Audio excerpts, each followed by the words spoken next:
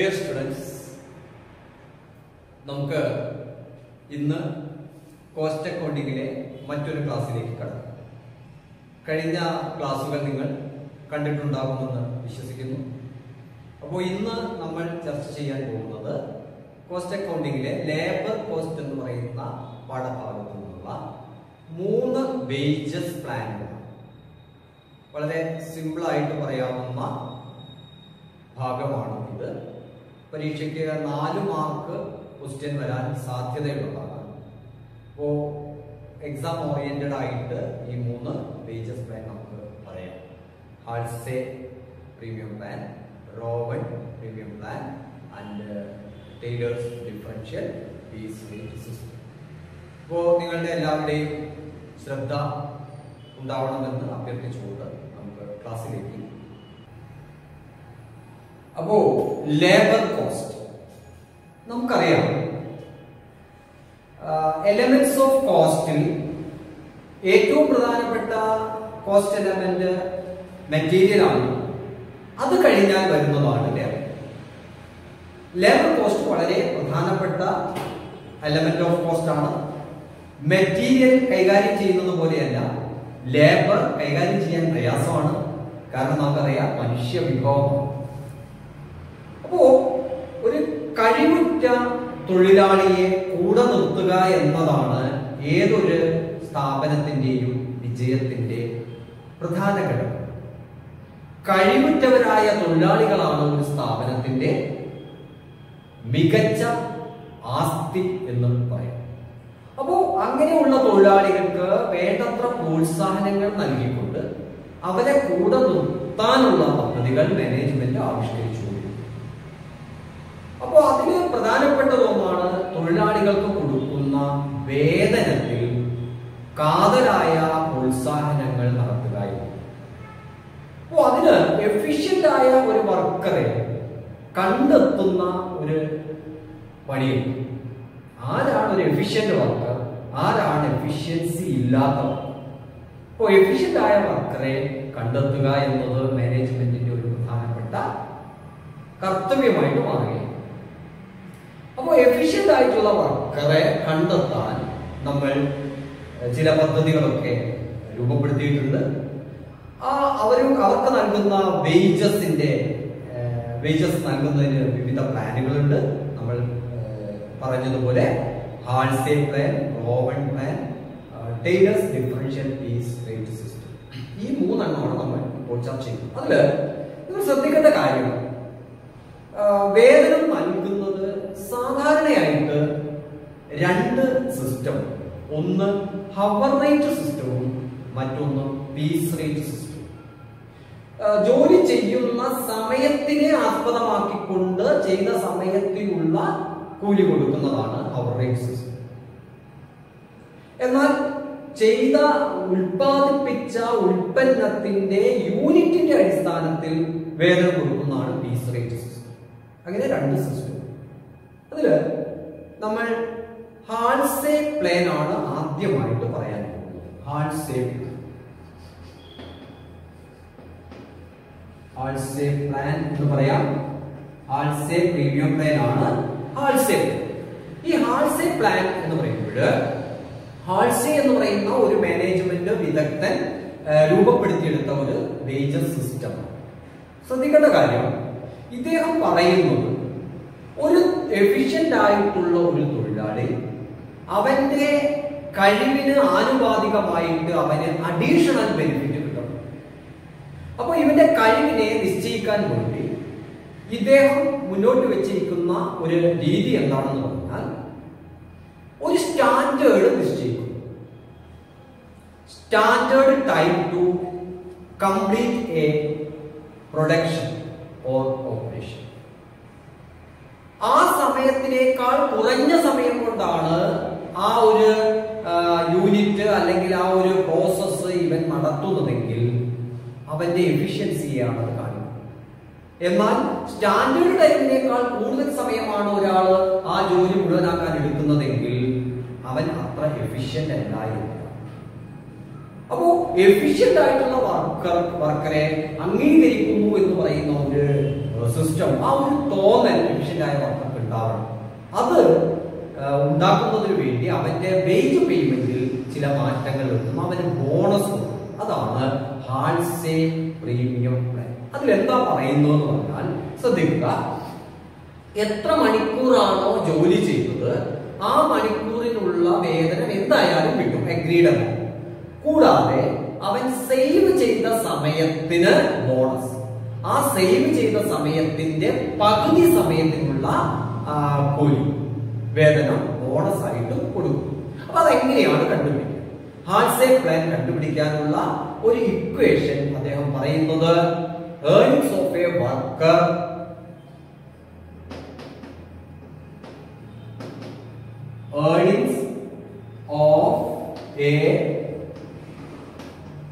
Worker സമം T into R plus S minus T by 2 into R. ഇതാണ് ആ equation. ഇവിടെ ടൈലർ ഹാൾസേ പറയുന്നത് T എന്ന് പറഞ്ഞാൽ actual time taken, actual time taken എന്ന് പറഞ്ഞാല് ഈ തൊഴിലാളി ജോലി ചെയ്യാൻ എടുത്ത സമയം, ജോലി ചെയ്ത സമയം എത്രയോ, ആക്ച്വൽ സമയം എത്രയോ അതാണ് ടി. അടുത്തതായിട്ട് ആർ എന്താണ്? Rate per hour, rate per hour. S എന്ന് പറഞ്ഞാൽ സ്റ്റാൻഡേർഡ് ടൈം, സ്റ്റാൻഡേർഡ് ടൈം. ഇതാണ് ഈ ഇക്വേഷനിൽ വന്നിരിക്കുന്ന കാര്യങ്ങൾ. ഒന്ന് time taken, actual time work. രണ്ട് റേറ്റ് പെർ ഹവർ. മൂന്ന് സ്റ്റാൻഡേർഡ് ടൈം. ഇനി ഇവിടെ നിങ്ങൾക്ക് ടി ഇൻറ്റു ആർ എന്ന് പറഞ്ഞാൽ ഇവൻ ജോലി ചെയ്ത സമയത്തിനുള്ള യഥാർത്ഥത്തിൽ എഗ്രി ചെയ്ത കൂലിയാണ് ടി ഇൻറ്റു ആർ. പ്ലസ് അതോടൊപ്പം ബോണസ് ആണ് ഈ കാണുന്നത്. എന്താ bonus? S minus T by 2. S എന്ന് പറഞ്ഞാൽ സ്റ്റാൻഡേർഡ് ടൈം. സപ്പോസ് ഒരു ജോലി ചെയ്യാനുള്ള സ്റ്റാൻഡേർഡ് ടൈം 10 മണിക്കൂറാണെന്ന് വിചാരിക്കുക. 10 മണിക്കൂർ. എസ് മൈനസ് ടി, ടി എന്ന് പറഞ്ഞാൽ യഥാർത്ഥത്തിൽ ആ ജോലി ചെയ്യാൻ എടുത്ത സമയം. അവൻ ജോലി ചെയ്യാൻ 4 മണിക്കൂറാണ് എടുത്തതെന്ന് വിചാരിക്കുക. അപ്പോ 10 മണിക്കൂർ സ്റ്റാൻഡേർഡ് ടൈം, ജോലി ചെയ്യാൻ എടുത്ത സമയം 6 മണിക്കൂർ. എങ്കിൽ എസ് മൈനസ് ടി എത്രയാണ്? 10 മൈനസ് 6, അപ്പൊ 4. അപ്പൊ ബൈ 2 അതിന്റെ പകുതി. അപ്പൊ 10 മൈനസ് 6 4, 4 ബൈ 2 എന്ന് പറഞ്ഞാൽ 2. അതാണ് സേവ് ചെയ്ത സമയം. ആ സേവ് ചെയ്ത സമയത്തിന്റെ പകുതിയുടെ റേറ്റ് 50 രൂപയാണെങ്കിൽ 2 ഇൻറ്റു 50 രൂപ. അപ്പൊ ഈ ഒരു ക്വസ്റ്റ്യൻ അടുത്ത് നമുക്ക് നോക്കാം. ഇവിടെ standard time 10, actual time 6, rate per hour 50 ആണെന്ന് വിചാരിക്കും. Standard time 10, actual time 6, rate 50. അങ്ങനെയാണെങ്കിൽ ഈ വർക്കറുടെ ഏർണിംഗ്സ് അണ്ടർ ഹാൾസേ പ്ലാൻ എങ്ങനെ വരും നോക്കാം. ഇവിടെ T into R, T means actual time, 6 into R 50 plus കൂടാതെ ബോണസ്. എന്താ bonus? S minus T. S എന്ന് പറയുന്നത് ഇവിടെ 10 മൈനസ് ടി എന്ന് പറയുന്നത് 6 ബൈ 2. ഇതിങ്ങനെ ബ്രാക്കറ്റിലാക്കാം. Into R, rate 50. അങ്ങനെ വരുമ്പോൾ സമം 300 പ്ലസ് 10 മൈനസ് 6 എന്ന് പറഞ്ഞാൽ 4, 4ന്റെ പകുതി 2, 2 ഇൻറ്റു 50 സമം 400 രൂപയാണ് ഇയാൾക്ക് കൂലി കിട്ടുന്നത്. ആക്ച്വലി ഇയാൾക്ക് ബോണസ് ഇല്ലായിരുന്നെങ്കിൽ 6 മണിക്കൂർ കൊണ്ട് ജോലി ചെയ്താൽ 300 രൂപയാണ് കിട്ടുക. അയാളുടെ എഫിഷ്യൻസിക്കുള്ള ബോണസ് കൂടി വന്നപ്പോൾ 400 രൂപ കിട്ടി. ഇത് അയാൾക്കുള്ള ഒരു അംഗീകാരമാണ്. ഇതാണ് ഹാൾസേ പ്ലാൻ. ഹാൾസേ പ്ലാൻ മനസ്സിലായിട്ടുണ്ടാവും വിചാരിക്കുന്നു. നമുക്ക് ഇനി വരാം. നെക്സ്റ്റ് വരുന്നത് റോവൻ പ്ലാൻ. ഹാൾസേ പ്ലാൻ പോലെ തന്നെ റോവൻ പ്ലാൻ ചെറിയ വ്യത്യാസം ഉണ്ടെന്നേ ഉള്ളൂ. ഹാൾസേ പ്ലാൻ പറയുന്നത് ചെയ്ത സമയത്തിന്റെ കൂലി പ്ലസ് ബോണസ്. റോവൻ പറയുന്നത് ചെയ്ത സമയത്തിന്റെ കൂലി plus bonus for the time save. അത് ഹാൾസേ പറയുമ്പോ സേവ് ചെയ്ത സമയത്തിന്റെ പകുതി സമയത്തിനുള്ള കൂലിയാണ് ബോണസ് കൊടുക്കുന്നത്. റോവൻ പറയുമ്പോൾ സേവ് ചെയ്ത സമയം സ്റ്റാൻഡേർഡ് സമയത്തിന്റെ എത്ര ഭാഗമാണോ അഥവാ എത്ര പെർസെന്റേജ് ആണോ ആക്ച്വൽ വേജിന്റെ അത്ര ഭാഗം ബോണസ് കൊടുക്കണം. അപ്പോ സേവ് ചെയ്ത സമയം സ്റ്റാൻഡേർഡ് ടൈമിന്റെ എത്ര ഭാഗമാണോ ആക്ച്വൽ വേജിന്റെ അത്ര ഭാഗം ബോണസ് കൊടുക്കണം. ഉദാഹരണം, സേവ് ചെയ്ത സമയം സ്റ്റാൻഡേർഡ് സമയത്തിന്റെ 1/5 ആണെങ്കിൽ 1/5 ആണ്, 1/5 ആണെങ്കിൽ ആക്ച്വൽ വേജ് T/R 500 ആണ് കിട്ടുന്നതെങ്കിൽ ആ 500ന്റെ 1/5 100 രൂപ അഡീഷണൽ ബോണസ് ആയി. അത് കണ്ടുപിടിക്കാൻ വരുന്ന ഇക്വേഷൻ ഇതാണ്. Earnings is equal to T into R. ആൾസേക്ക് പറഞ്ഞ അതേപോലെ തന്നെ പ്ലസ് ഇനിയാണ് ഇതാണ് actual wage plus bonus. Bonus എങ്ങനെയാണ്? സേവ് സമയം ഏതാണ്? S minus T. സേവ് ചെയ്ത സമയം സ്റ്റാൻഡേർഡ് സമയത്തിന്റെ എത്ര ഭാഗമാണ്? S minus T by S. അപ്പോ സേവ് ചെയ്ത സമയം സ്റ്റാൻഡേർഡ് സമയത്തിന്റെ എത്ര ഭാഗമാണ്? എങ്ങനെയാണ്? S minus T by S. അത്രയും ഭാഗം എന്തിന്റെ? T into R into T into R. ഇതാണ് റോവൻ പ്ലാൻ പ്രകാരമുള്ള ഏർണിംഗ്സ് ഓഫ് എ വർക്കർ കാണാനുള്ള ഇക്വേഷൻ. എന്താണ്? T into R plus S minus T by S into D into R. T എന്ന് പറഞ്ഞാൽ time taken, actual time taken. R എന്ന് പറഞ്ഞാൽ rate per hour. S എന്ന് പറഞ്ഞാൽ standard time. Okay, അങ്ങനെയാണെങ്കിൽ നമ്മൾ നേരത്തെ പറഞ്ഞ ക്വസ്റ്റ്യൻ ചെയ്തു. ടൈം ടേക്കൺ എത്രയെന്ന് പറഞ്ഞത് 6 മണിക്കൂർ, റേറ്റ് പറഞ്ഞ എത്രയായിരുന്നു? 50, സ്റ്റാൻഡേർഡ് ടൈം പറഞ്ഞത് 10. അപ്പോ ഇവിടെ T into R, T എത്രയാണ്? T time taken 6 into R rate 50 plus S minus T, S 10 minus T 6 by standard time 10 into T into R 6 into 5. ഇതാണ് ഇക്വേഷൻ. ഇവിടെ 6 into 9 300 plus 10 minus 6 4 4/10 4/10 into T into R 300 എന്ന് പറഞ്ഞാൽ എത്ര വരും? 300ന്റെ 4/10 10 കൊണ്ട് ഹരിച്ചാൽ 30 വരും. 30 into 4 120. അപ്പൊ 300 പ്ലസ് 4/10 300 into 4/10 0 0 പോയി 30 30 into 4 120 സമം 420. നമ്മൾ നേരത്തെ ചെയ്തപ്പോൾ 400 ആയിരുന്നു ഒന്ന് കിട്ടിയത്.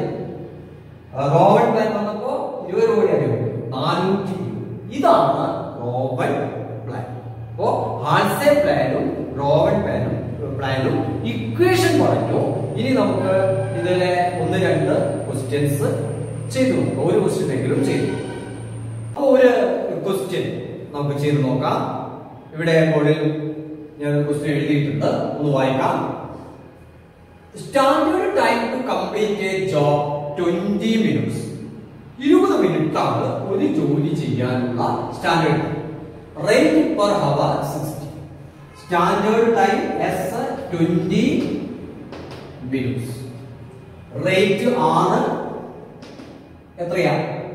60 rupees 60 per hour. In a week of 48 hours 48 മണിക്കൂറുള്ള ഒരു ആഴ്ച, that means ദിവസത്തിൽ 8 മണിക്കൂർ വെച്ച് 6 ദിവസം 6 48 മണിക്കൂർ ജോലി ചെയ്തു. ആര്? എക്സും വൈയും ഈ സ്ഥാപനത്തിൽ ജോലി ചെയ്തിട്ടുണ്ട്. ഈ 48 മണിക്കൂർ കൊണ്ട് എക്സ് കംപ്ലീറ്റഡ് 174 ജോബ്. എക്സ് എത്രയാണ്? X 174 and Y completed 162. T എത്രയായിരുന്നു? T 47. Calculate the earnings of workers under Halsey plan and Robben.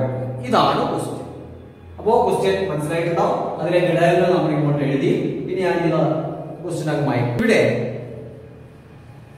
X എന്ന് പറയുന്ന വർക്ക് 48 മണിക്കൂർ കൊണ്ട് പ്രൊഡ്യൂസ് ചെയ്തത് 174 ജോബാണ് കംപ്ലീറ്റ് ചെയ്തത്. ഇവിടെ നിങ്ങൾ ശ്രദ്ധിക്കേണ്ടത് ഈ 174 ജോബ് കംപ്ലീറ്റ് ചെയ്യാൻ എത്ര സമയം വേണ്ടി വരും, സ്റ്റാൻഡേർഡ് ടൈം എത്ര വേണ്ടി വരും നമ്മൾ കണ്ടുപിടിക്കണം. എങ്ങനെയാണ്? ഒരു വർക്ക് ചെയ്യാൻ 20 മിനിറ്റ് ആണ് എങ്കിൽ 174 വർക്ക് ചെയ്യാൻ എത്ര മണിക്കൂർ വരും എന്നെങ്ങനെയാ കാണാം? Standard time. നമ്മൾ ഇൻ കേസ് ഓഫ് എക്സ് ആദ്യം നമ്മൾ എക്സിന് ഇടുക. ഇൻ കേസ് ഓഫ് എക്സ്, എക്സിന്റെ കേസ് ആദ്യം എക്സിന്റെ ആദ്യം എഴുതാം. അപ്പൊ അവിടെ സ്റ്റാൻഡേർഡ് ടൈം കണ്ടുപിടിക്കും. സ്റ്റാൻഡേർഡ് ടൈം ഇവിടെ ഒരു യൂണിറ്റിന്റെ സ്റ്റാൻഡേർഡ് ടൈമേ തന്നിട്ടുള്ളൂ 20 മിനിറ്റ്. ഇവിടെ കംപ്ലീറ്റ് ചെയ്ത വർക്കിന്റെ സ്റ്റാൻഡേർഡ് ടൈം നമ്മൾ കണ്ടുപിടിക്കണം. എന്നാലേ പ്രോബ്ലം ചെയ്യാൻ പറ്റുള്ളൂ. അപ്പൊ സ്റ്റാൻഡേർഡ് ടൈം എങ്ങനെ കാണാം? ഇയാൾ ചെയ്ത വർക്ക് 174 ജോബാണ്.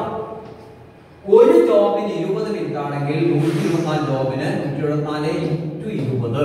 അത് മണിക്കൂറിലേക്ക് മാറ്റണമെങ്കിൽ ഒരു മണിക്കൂറിൽ 60 മിനിറ്റ് ആണല്ലോ ഉള്ളത്. അതാണ് സ്റ്റാൻഡേർഡ് ടൈം. എങ്ങനെ കാണും? സമം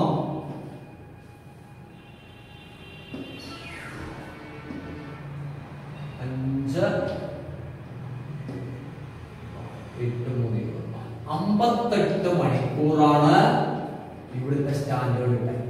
എന്ന് പറഞ്ഞാൽ സ്റ്റാൻഡേർഡ് ടൈം പ്രകാരം 174 യൂണിറ്റ് അല്ലെ 174 ജോബ് കംപ്ലീറ്റ് ആവണമെങ്കിൽ 58 മണിക്കൂർ വേണം. ഓക്കെ. എന്നാൽ ഇയാൾ ഇവിടെ ചെയ്ത സമയം എടുത്ത സമയം ടി എത്രയാണ്? 48 മണിക്കൂർ കൊണ്ടാണ് ഇയാൾ ഇത് ചെയ്തത്. 58 മണിക്കൂർ കൊണ്ട് ചെയ്യേണ്ട ജോലി 48 മണിക്കൂർ കൊണ്ട് ചെയ്തു. ഇയാളുടെ റേറ്റ് എത്രയായിരുന്നു? നമ്മൾ കണ്ടു റേറ്റ് 6. ഇനി എക്സിന്റെ earnings under Halsey plan. Halsey plan പ്രകാരം നമ്മൾ ഹാൾസെ എന്തായിരുന്നു equation? T into R plus S minus T by 2 into R. അപ്പൊ ഇവിടെ T time taken 48 into R 60 plus standard time 58 കണ്ടുപിടിച്ചതാണേ നമ്മൾ മൈനസ് ആക്ച്വൽ ടൈം 48 ബൈ 2 അഥവാ ഇൻറ്റു 1/2 ഇൻറ്റു എത്രയാ? 60. അപ്പൊ എത്ര വന്നു? 48 ഇൻറ്റു 60 4 6 24 2400 2880 പ്ലസ് 58 മൈനസ് 48 എന്ന് പറഞ്ഞാൽ 10 10/2 എന്ന് പറഞ്ഞാൽ 5 5 ഇൻറ്റു 60 300. അപ്പോ 2800 3180 ആണ് ഇയാളുടെ plan earnings under Halsey plan. Okay ആണോ? ഇനി ഇതേ സംഗതി റോവൻ പ്ലാനിൽ എങ്ങനെ വരും നോക്കാം. ഹാൾസെ പ്ലാൻ ഇങ്ങനെ വന്നു. അങ്ങനെയാണ് റോവൻ പ്ലാൻ. എന്താ പറയുന്നത്? റോവൻ പ്ലാൻ അതിന്റെ ഇക്വേഷൻ എന്തായിരുന്നു? T into R plus S minus T by S into T into R. ഇവിടെ നേരത്തെ പറഞ്ഞ പോലെ ടി ഇൻറ്റു ആർ എത്ര തന്നെയാണ്? 48 into 60 plus S 58 minus 48 by S 58 into T into R 48 into 60 സമം 2880 plus 58 minus 48 10/58 into T into R എത്ര തന്നെ 2880 സമം എത്ര കിട്ടും നോക്കിയേ. അതാണ് റോവൻ പ്ലാൻ പ്രകാരമുള്ള 2880 പ്ലസ് 10/58 ഇൻറ്റു 2880 2880 പ്ലസ് 496.5 സമം 3305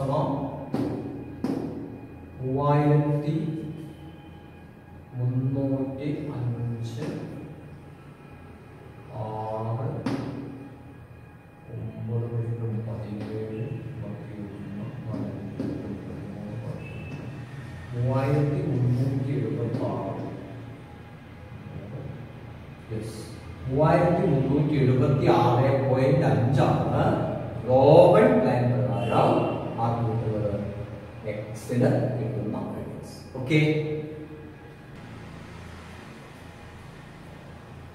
ഇനി ഇതേ സംഗതി വൈയുടെ കേസിലേക്ക് വരാം. വൈയുടെ കേസിലേക്ക് വന്നാൽ അയാളുടെ സ്റ്റാൻഡേർഡ് ടൈം ആണ്.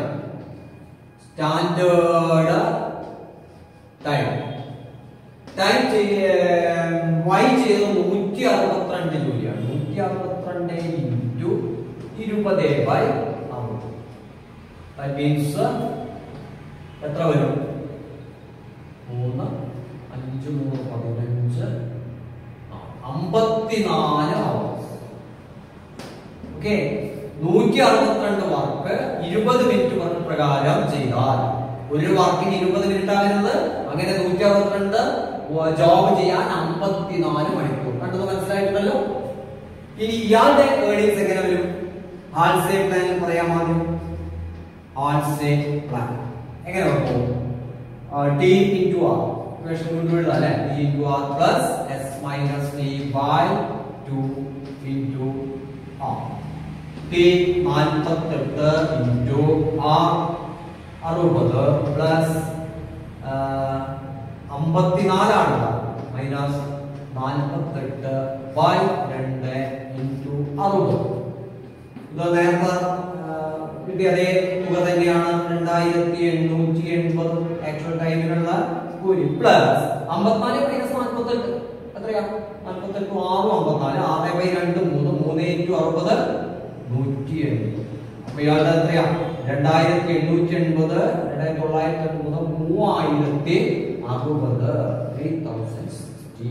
ഇതാണ് ഹാൾസേ പ്ലാൻ പ്രകാരം ഇയാളുടെ ഏർണിങ്സ്. ഓക്കെ, ഇതേ സംഗതി റോവനിലേക്ക് വന്നാൽ റോവൻ പ്ലാൻ എന്തായിരുന്നു? T into R മാറ്റമില്ല plus bonus S minus T by S ആണ് വരുന്നത്. by 2 ന് പകരം S into ഇതേ T into R വീണ്ടും into T into R. അത് വന്നിട്ട് T into R വീണ്ടും ഞാൻ എഴുതണ്ടല്ലോ. T into R ഇതേ 2880 plus S minus T 54 minus 48 6 by 54 into ഇതേ T into R 2880 സമം ചെയ്ത് നോക്കുക 3120. ഇതാണ് റോബൻ പ്ലാൻ പ്രകാരം ഇയാൾക്കുള്ള ഏർണിങ്സ്. അപ്പോ ഈ രീതിയിലുള്ള ക്വസ്റ്റ്യൻ വന്നാൽ ചെയ്യാൻ കഴിയണം. ഇതൊന്ന് ആവർത്തിച്ച് ചെയ്ത് പഠിക്കുക. ഇനി ടെയ്ലറുടെ ഡിഫറൻഷ്യൽ പീസ് റേറ്റ് സിസ്റ്റം കൂടി പറഞ്ഞ് നെക്സ്റ്റ് നമുക്ക് പറയേണ്ടത് Taylor's differential piece rate system. ഇവിടെ പീസ് റേറ്റ് ആണ്.